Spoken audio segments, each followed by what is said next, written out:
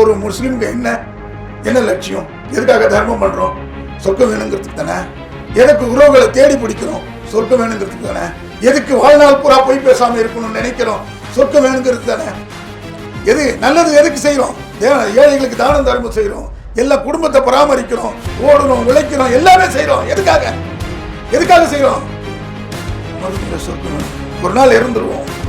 அல்லாஹ்வை சந்திக்கும் போது நான் குற்றமற்றவனாக சந்திக்கணும்.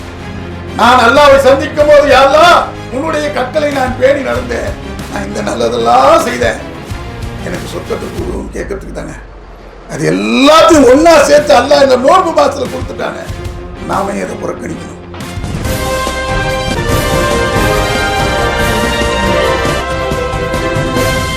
ரமலான் மாதம் என்பது அல்லாஹ் தஆலா நமக்கு கொடுத்திருக்கிற மிகப்பெரிய பொக்கிஷம். அது ஒரு மனிதன் அல்லாஹ் தஆலா நம்மை படைத்திருக்கிறான்.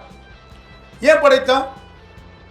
சொர்க்கத்தை நாம் அடைவதற்காக, நமக்கு சொர்க்கம் தருவதற்காக. அல்லாஹ் ஒரு டெஸ்ட் தான் இந்த உலகம். இந்த உலகத்தில் நம்ம படைத்திருப்பது, நம்ம நேரடியாக சொர்க்கவாதியாக இருந்தோம். எப்போ? ஆதம் அலைஹிஸ்ஸலாம் காலத்தில் எல்லாருமே சொர்க்கத்தில் தானே இருந்தாங்க. ஆதம் அலைஹிஸ்ஸலாம் சொர்க்கத்தில் தான் இருந்தார். அல்லாஹ்வினுடைய ஒரு கட்டளையை மீறுவதற்காக சோதனையை அனுபவிக்க வேண்டிய கட்டாயத்தில் ஆதம் அலைஹிஸ்ஸலாமும் அவருடைய உம்மத்துக்கள் ஆளாக்கப்பட்டோம். இன்னைக்கு இந்த சோதனைகளை நாம் வெற்றி அடைந்த பின்பு மீண்டும் நமக்கு சொர்க்கத்தை அல்லாஹ் கொடுக்குறான். இப்போ இந்த சொர்க்கத்தை கொடுக்கணுங்கிறதுக்காக அல்லாஹ் தஆலா நமக்கு கொடுத்திருக்கக்கூடிய ஒரு மிக பொக்கிஷம்னா நோன்பு. ஜப்பான்ல அந்த காலத்துல ஒரு வழக்கம் இருந்தது. பல ஆயிரக்கணக்கான ஆண்டுகளுக்கு முன் ஜப்பான்ல ஒரு வழக்கம் இருந்தது. என்ன வழக்கம்னு சொன்னா, தாய் தந்தையர் வயதாகி விட்டால், ரொம்ப மூப்பு அடைஞ்சு விட்டாங்கன்னா அவங்கள எடுத்துட்டு போய் ஒரு காட்டுல மலை மேல விட்டுட்டு வந்துருவாங்களாம். இது ஒரு வழக்கமாவே இருந்தது. அப்போ ஒரு இளைஞன் தன்னுடைய தாயாரை சுமந்து கொண்டு, வயதான அந்த தாயாரை சுமந்து கொண்டு மலை மேல, காட்டுல மலை மேல விட்டு வருவதற்காக போறான். அப்படி போய்கொண்டு இருக்கும்போது அந்த அந்த மூதாட்டி என்ன பண்றாங்கன்னா, வழி நடுக்க ஒரு செருகுகளை பொறுக்கி வச்சுக்கிட்டு வழி நடுக்க அதை போட்டுக்கிட்டே போறாங்க. இவன் போய் அதை இறக்கி விட்டுட்டான். எங்க? ஒரு மலை மேல, காட்டு உள்ள போய் ரொம்ப தூரம் பயணம் போய் காட்டு உள்ள ஒரு மலையை அடைந்து அந்த மலை மேல அந்த மூதாட்டியை இறக்கி வச்சுட்டு அவன் கேட்குறான் தாயார்கிட்ட, அம்மா நானே உன்னை கொண்டு வந்து காட்டில் விட்டுட்டு அனாதையா விட்டுட்டு மலை மேலே விட்டுட்டு போறேன். இது உனக்கு பிடிக்காத விஷயம் இருந்தாலும் இது சடங்குகளாக தொடர்ந்து நம்ம செய்துக்கிட்டே வரோம். இது விட்டுட்டோம். மூதாதையர் வழியை, அதாவது வயதாகி போயிட்டா அவங்களை கொண்டு வந்து விட வேண்டிய பழக்கம், அதனால விட்டுறேன். ஆனால் இது உனக்கு ஒரு சோகமான நிகழ்வு தானே. இருந்தாலும் நீ வழிநடுக ஒரு சருகை போட்டுக்கிட்டே வந்து எதுக்காக போட்டுக்கிட்டு வந்த, நான் தெரிஞ்சுக்கலாமான்னு கேட்குறான். அப்போ அந்த தாய் சொன்னாங்க, இல்லை மகனே, என்னை கொண்டு வந்து நீ விட்டுட்டு போகும்போது வழி தெரியாமல் எங்கேயாவது போயிடக்கூடாதுங்கிறதுக்காக தான் அந்த சருகை நான் போட்டுக்கிட்டே வந்தேன் அப்படின்னா. இதுதான் தாய்ப்பாசம். இந்த மாதிரி தாய்ப்பாசத்தை இதை போன்று ஒரு 100 மடங்கு அதிகமுள்ள பாசம் வைத்திருக்கிறான் அல்லாஹ் தஆலா. யார் மேல்? நம்ம மேல. இந்த படைப்புகளின் மீது, இந்த மனித படைப்புகளின் மீது அல்லாஹ்வுடைய பாசம் எவ்வளோ? அந்த தாய் பாசத்தை விட 100 மடங்கு அதிகமாக பாசத்தை வைத்திருக்கிறான். அதனால தான் நோன்பை அல்லாஹ் நமக்கு கடமையாக்கியிருக்கான். ஏன் இந்த நோன்புனால நமக்கு என்ன கிடைக்குது? என்ன லாபம் கிடைக்குது? நோன்புக்கு அல்லாஹ் தஆலா இங்கே தோழர்கள் எல்லாம் பேசும்போது ஒரு கருத்து சொன்னாங்க. அல்லாஹ் தஆலா இந்த நோன்பை என்ன சொன்னதுமா, இதற்கு கூலி நான் தான் கொடுப்பேங்கிறான். இப்போ எல்லா அமல்களுக்கும் அல்லாஹ் கூலி கொடுக்குறான், அல்லாஹ் தான் கூலி கொடுக்குறான். ஆனால் இதை சிறப்பாக சொல்கிறான் பாருங்க, இதுக்கு கூலி நான் தான் கொடுப்பேங்கிறான். அப்போ என்ன அர்த்தம்? இன்னொரு வசனம், நோன்பாளிகளுக்கு நபிகள் நாயகம் ஸல்லல்லாஹு அலைஹி வஸல்லம் சொல்றாங்க, நோன்பாளிகள் ரையான் என்ற வாசல் வழியாக சொர்க்கத்திற்குள் நுழைவார்கள். அப்ப ரையான் என்ற வாசல்னா இங்க சொர்க்கவாதி, இது நோன்பாளிகள் மட்டும்தான் நுழைய முடியும், வேற யாரும் நுழைய முடியாது அந்த வாசல். எதுக்காக? அது பிரத்யேக வாசல். அப்போ நோன்பாளிகள் மேல அல்லாஹ் தஆலா அவ்வளவு இரக்கம் வச்சிருக்கிறான், கருணை வச்சிருக்கிறான், பாசம் வச்சிருக்கிறான். நாம் அல்லாஹ்வுடைய திருப்தியை அடைய வேண்டும் என்று சொன்னால், அல்லாஹ்வுடைய நேசத்தை நாம் நமதாக்கி கொள்ள வேண்டும் என்று சொன்னால், அல்லாஹ்வுடைய திருப்தியை நாம் அடைய வேண்டும் என்று சொன்னால், ஒரு மனுஷன் ஒரு நாள் நோன்பு இருந்தால் போதும், 70 ஆண்டுகள் அல்லாஹ் அவனுடைய முகத்தை நரகத்திலிருந்து திருப்பி விடுகிறான், நரகத்திலிருந்து காப்பாற்றுறான். இதை நபிகள் நாயகம் ஸல்லல்லாஹு அலைஹி வஸல்லம் சொல்றாங்க. ஒரு நோன்புக்கு எவ்வளவு பெரிய பலன்? 70 வருஷம் அல்லாஹ் தஆலா அந்த நரகத்தின் வாசலிருந்து அவன் முகத்தையே காப்பாற்றிடுறான் அவனை. அப்போ அல்லாஹ் தஆலா இந்த நோன்பாளிக்கு கொடுத்திருக்கிற சிறப்பு இதான். ரய்யான் என்ற ஒரு தனி வாசல் வழியாக வேற யாரும் நுழைய முடியாது. அப்பேற்பட்ட வாசல் வழியாக அல்லாஹ் தஆலா நுழைய வைக்கிறான். அப்போ நோன்பாளின்னு போது நோன்பாளிக்குன்னு ஒரு தனி சிறப்பு. இது மட்டும் இல்லை, இன்னும் பண்ணா இந்த கடைசி இரவுகளில் 10 இரவு வருது இல்லையா, அதில் ஒற்றைப்படை இரவுல ஒரு இரவு லைலத்துல் கத்ர் இரவு. அந்த லைலத்துல் கத்ர் என்ன? திருக்குர்ஆன் அருளப்பட்ட இரவு. 1000 மாதங்கள் தொழுதனுடைய நன்மை அந்த ஒரு இரவுல கிடைச்சிருது. 1000 மாதங்கள் எத்தனை வருஷம்? 83 ஆண்டுகள் தொழுதனுடைய நன்மை அந்த ஒரு இரவுல கிடைச்சிருது. 83 வருஷம் நம்ம வாழ்வோமா? நம்ம வாழ்வோங்கிறது அந்த குறிப்பிட்டு சொல்ல முடியுமா? எந்த கேரண்டியும் கிடையாது. 83 வருஷம் வாழ்வோங்கிறது எந்த ஒரு கேரண்டியும் கிடையாது. ஒரு மனிதன் அதாவது தன்னுடைய வாழ்நாளில் அவன் அல்லாவை தொழுது 80 வருஷம் ஒரு மனுஷன் வாழ்ந்து அல்லாவை அவன் சரியாக தொழுது இருந்தா அவன் எத்தனை நாள் தொழுது இருப்பான்? 25 ஆண்டுகள். அந்த வாழ்ந்த வாழ்க்கையில் 25 ஆண்டுகள் அவனுடைய வாழ்க்கை இளமை பருவத்தில் கழிச்சிருப்பான் இல்லையா? 25 வருஷத்துக்கு அப்புறம் தான் கொஞ்சம் முக்தி பெறுவார், தொழுவ போகணும் அப்படிங்கிற எண்ணம் வரும். அப்போ 25 ஆண்டுகளுக்கு அப்புறம் ஒரு 25 வயசுக்கு மேலே அவர் தொழ போகிறாரு. ஒரு நாளைக்கு 5 நிமிடம், ஒரு வேலைக்கு 5 நிமிடம், 5 வேலைக்கு எவ்வளோ? 25 நிமிடங்களில் அவர் தொழுதுருப்பார். இதில் சரியாக தொழுதுன்னு பார்த்தா சொல்ல முடியாது, சரியாகவே தொழுதலாகவே இருக்கட்டும். அப்போ இந்த மீதி இருக்கிற இந்த 20 ஆண்டுகள் போயிடுச்சுன்னா மீதி இருக்கிற எவ்வளோ? 60 ஆண்டுகள். இந்த 60 ஆண்டுகளில் 20 ஆண்டு பகல், 20 ஆண்டு இரவு. அப்போ இரவெல்லாம் தூங்கியே கழிச்சிருப்பார், அதையும் கழிச்சிருங்க.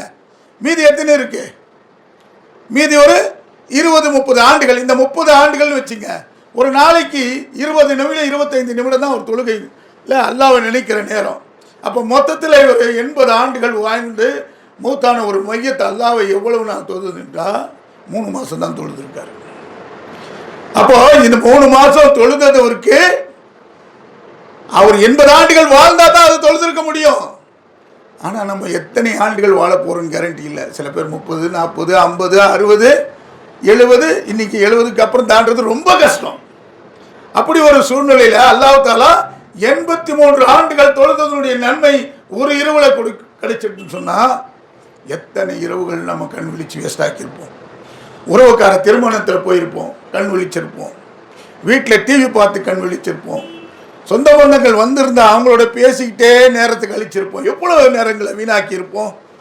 இப்போ பார்த்தீங்கன்னா செல்ஃபோன் வந்துடுச்சு. அந்த செல்ஃபோனை பார்த்துக்கிட்டே டைம் போகிறதே தெரிய மாட்டேங்குது. இப்படியெல்லாம் நேரத்தை கழித்து வீணாக்கி இருக்கிறோம் இல்லையா? ஒரு 5 இரவுகள் அல்லாஹ்விற்காக நாம் ஒதுக்கி விட்டால் நமக்கு எத்தனை ஆண்டுகள் தொழுத நன்மை கிடைக்குது? 83 ஆண்டுகள் தொழுதனுடைய நன்மை நமக்கு முழுமையாக கிடைக்குதுன்னா இதை விட உங்களுக்கு ஒரு பொக்கிஷன் தேவையா? சிந்திச்சு பாருங்க. அல்லாஹ் தஆலா அப்போ நம்ம மேலே எவ்வளோ கருணை வச்சிருக்கான் பாருங்க. நம்ம சொர்க்கத்தை தேர்ந்தெடுத்து கொள்ள வேண்டும், நமக்கு சொர்க்கத்தை கொடுத்தே ஆகணும் அப்படிங்கிற ஒரு நியத்தோட ஒரு உறுதியோட அல்லாஹ் தஆலா நமக்கு இதை கடமையாக்கி இருக்கிறான். இப்போ நாம தான் அதை உதாசீனப்படுத்துறோம். என்ன உதாசீனப்படுத்துறோம்? காலையில் ஃபஜர் தொழுகைக்கு முன்னாடி நோன்பு வச்சுட்டு தஹஜ்ஜுத் தொழுனா தொழுறது கிடையாது. சரி, நோன்பு வச்சுட்டு ஃபஜருக்குன்னா ஃபஜரே சில பேர் தூங்கிடலாம். நம்முடைய குறைகள் எல்லாருமே செய்யக்கூடிய தப்பித்தவரி செய்யக்கூடிய குறைகள், அதை தூங்கிடுவான். சகர் வச்சுட்டு தூங்கிடுவான். 2 மணி நேரம் கழித்து ஃபஜர் அப்புறம் பார்த்துக்கலாம். இல்லைனா சகர் வச்சுட்டு உடனே தொழுதுறது, பாங்கு சொல்வதற்கு முன்பே. பள்ளிவாசலுக்கு போகிறது இல்லை அந்த ஒரு நாள். அதுக்கப்புறம் லொஹரும் தூங்கிடுவான், அசரும் சில பேர் தூங்கிடுவான், சில பேர் மகரிப்புக்கு போய் தொழுவான், சில பேர் அசரில் வந்து லொஹரை சேர்த்து தொழுவான். ஏன், எதனால் இந்த பொடுபோக்குத்தனம்? எதற்காக? அல்லாஹ்வுடைய அந்த நியமத்தை அருட்கொடையை நாம் அறிந்து கொள்ளாததுனால் பொடுபோக்காக இருக்கிறோம். நம்ம தெரிந்து கொள்ள இவ்வளோ பொக்கிஷம் இருக்கா நோன்பில். அல்லாஹ் தஆலா இவ்வளோ ஒரு சொன்னார். நம்ம சகோதரர் ரசூல் ஸல்லல்லாஹு அலைஹி வஸல்லம் ஹதீஸை சொல்லி காட்டினார். நோன்பாளியின் வாயிலிருந்து வரக்கூடிய வாடை இருக்கிறதே கஸ்தூரி மணமாய் அல்லாஹ்விடத்தில் வீசுகிறது என்று. அப்போ எவ்வளோ பெரிய நியமத்துங்க, எவ்வளோ பெரிய அருட்கொடை அல்லாஹ் கொடுத்துருக்கிறான் நோன்பாளிக்கு. அப்போ நோன்பாளிக்கு அல்லாஹ் தஆலா இவ்வளவு சிறப்புகளையும் கொடுத்து கூட நாம் அதை உதாசீனப்படுத்திட்டா நாம் எப்படி சொர்க்கத்தை அடைய முடியும்? ஒவ்வொரு முஸ்லீமுக்கு என்ன லட்சியம்? எதுக்காக தர்மம் பண்ணுறோம்? சொர்க்கம் வேணுங்கிறதுக்கு தானே. எதுக்கு உறவுகளை தேடி பிடிக்கிறோம்? சொர்க்கம் வேணுங்கிறதுக்கு தானே. எதுக்கு வாழ்நாள் பூரா போய் பேசாமல் இருக்கணும்னு நினைக்கிறோம்? சொர்க்கம் வேணுங்கிறது தானே. எது நல்லது எதுக்கு செய்கிறோம்? ஏழைகளுக்கு தானம் தர்மம் செய்கிறோம், எல்லாம் குடும்பத்தை பராமரிக்கிறோம், ஓடுறோம், உழைக்கிறோம், எல்லாமே செய்கிறோம். எதுக்காக செய்கிறோம்? மறுமையில் சொர்க்கம் வேணும். ஒரு நாள் இறந்துருவோம். அல்லாஹ்வை சந்திக்கும் போது நான் குற்றமற்றவனாக சந்திக்கணும். நான் அல்லாஹ்வை சந்திக்கும் போது யா அல்லாஹ் உன்னுடைய கட்டளை நான் பேணி நடந்தேன், நான் இந்த நல்லதெல்லாம் செய்தேன், எனக்கு சொர்க்கத்துக்கு கூடுன்னு கேட்கறதுக்கு தானே. அது எல்லாத்தையும் ஒன்றா சேர்த்து அல்லாஹ் இந்த நோன்பு மாசத்தில் கொடுத்துட்டானே, நாம அதை புறக்கணிக்கணும். சிந்திச்சு பாருங்க சகோதரர்களே. அதனால என்ன வேலை இருந்தாலும் சரி, எவ்வளவு பணம் கிடைப்பதாக இருந்தாலும் சரி, எத்தனை கோடி உங்களுக்கு லாபம் கிடைப்பதாக இருந்தாலும் தூக்கி வச்சுங்க. இந்த கோடி ரூபாயோ லட்சம் ரூபாயோ ஆயிரக்கணக்கான ரூபாய்களோ உங்களுக்கு சொர்க்கத்தை தந்து விடாது. அப்போ இந்த நாம் செய்யக்கூடிய இந்த நல்ல அமல்கள், நேரத்தை வீணாக்காமல், தூங்கி நேரத்தை கழிக்காமல் திருக்குரானை ஓதுங்கள். சின்ன சின்ன திக்கர்களை, உங்களுக்கு எதுவுமே தெரியலையா, சின்ன சின்ன திக்கர்களை நாம் வாட்ஸ்அப்பில் சொல்லிக்கிட்டு தான் இருக்கிறோம். அதை ஓதிக்கிட்டே இருங்க. லா இலாஹ இல்லல்லாஹ் முஹம்மது ரசூலுல்லாஹ் திரும்ப திரும்ப சொல்லிக்கொண்டே இருக்குங்க. சுப்ஹானல்லாஹ், யா அல்லாஹ் நீ பரிசுத்தமானவன், அல்ஹம்துலில்லாஹ் யா அல்லாஹ் அனைத்து புகழுக்கும் உரியவன், அல்லாஹு அக்பர், யா அல்லாஹ் நீயே பெரியவன். இப்படி திக்கர்களை ஓதிக்கொண்டே இருங்கள். குர்ஆனை ஓத கற்றுக்கங்க. எதையாவது ஒரு சின்ன சூறாக்கள், தெரிந்த சூறாக்களை ஓதிக்கிட்டே இருங்க. அல்லாஹ்வுடைய நன்மையை கொள்ளையடிக்க தயவு செய்து மறந்து விடாதீர்கள். ஏன்னா இந்த மாதம், ஒரு மாதம், இந்த ரமலான் மாதம், அந்த ஒரு மாதம் இருக்கிற அல்லாஹ் தஆலா நம்முடைய வாழ்க்கையில் நமக்கு கொடுத்திருக்கிற கிஃப்ட். பசி என்பதை யாவருக்கும் உணர்த்து மாதம், நல்ல பண்புடனே ஜக்காத்தை வழங்கும் மாதம், வாரி வழங்கும் மாதம் ரமலான்.